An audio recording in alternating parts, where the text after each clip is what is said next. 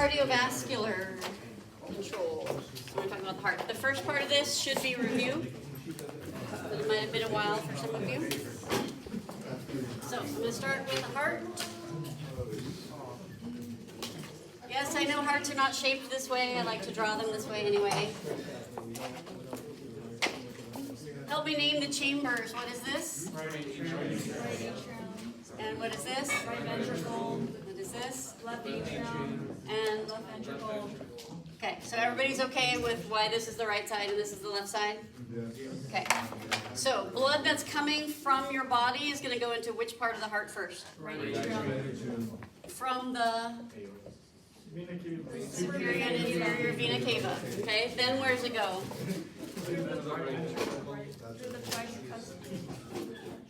Tricuspid? Yes. tricuspid valve. Yes. Then where's it go? Up the pulmonary artery. To the Lungs. okay, so this blood that's traveling through the right side of the heart is deoxygenated, right? Because it's coming from the body, the muscles extracted oxygen.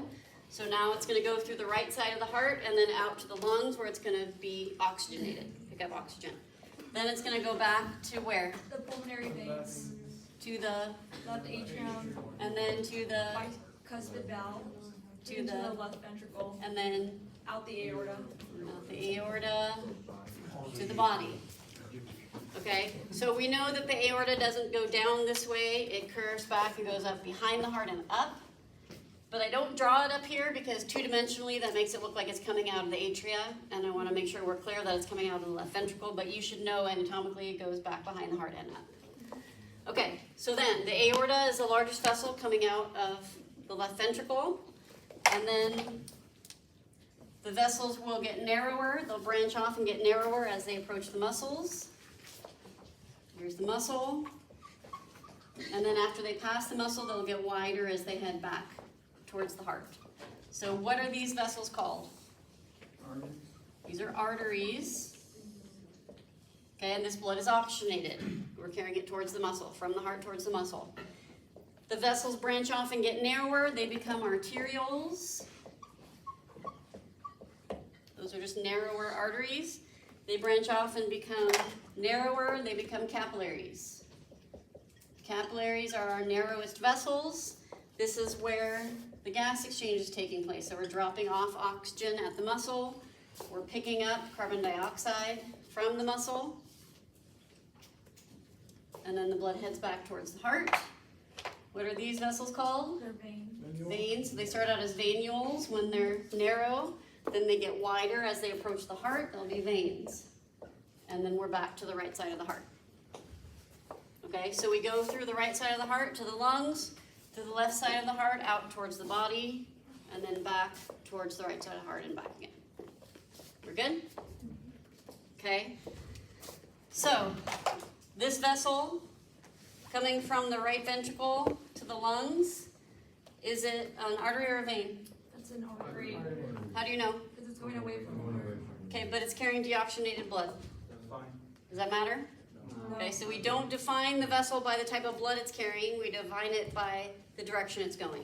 So arteries carry blood away from the heart, so this is the pulmonary artery. Pulmonary just means lungs. This is the only artery in your body that carries deoxygenated blood. Okay, so the vessel going from the lungs to the left atrium would be pulmonary vein. It's a vein because it's carrying blood towards your heart. It's the only vein in your body that carries oxygenated blood.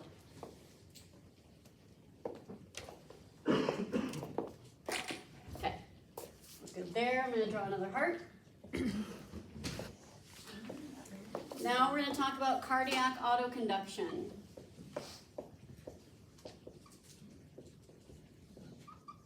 Cardiac meaning heart, auto meaning self, conduction referring to the electrical signal for contraction. The heart controls its own electrical signal. It is not controlled by the brain. Try real quick, send a signal from your brain to your heart to tell it to speed up. 1, 2, 3, go. You can't do it. Your brain does not control your heart. Heart controls itself. Okay, so this is how that works. Signal originates right here in the sinoatrial node. I will call it the SA node, but you need to know what that stands for and how to spell it. SA node has three major responsibilities. It is going to initiate the signal.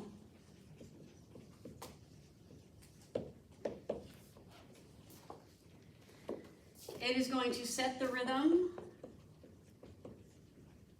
to 100 beats per minute. Everybody's SA node is set to 100 beats per minute. That's called the natural sinus rhythm.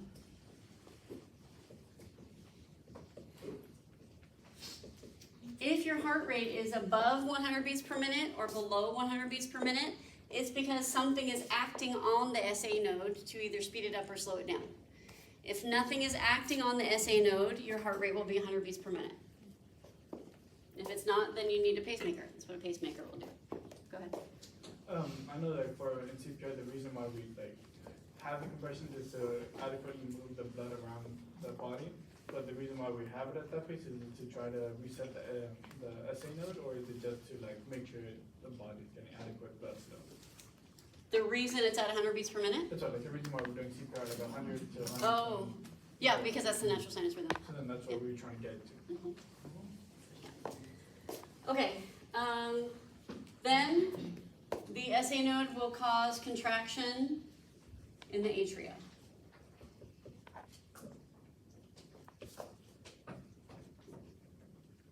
So when the heart contracts, the whole thing doesn't contract at once. If it did, it would explode because there's nowhere for the blood to go. When the atria are contracting, it's moving the blood into the ventricles. So if the ventricles were contracting at the same time, then we wouldn't be able to get the blood in. So when the atria are contracting, the ventricles have to be relaxed so that the blood can move. Okay? Then the ventricles contract and push the blood out, either to the lungs or to the body. The atria are relaxing and filling from above. Okay, so it's a two-part contraction. First, the atria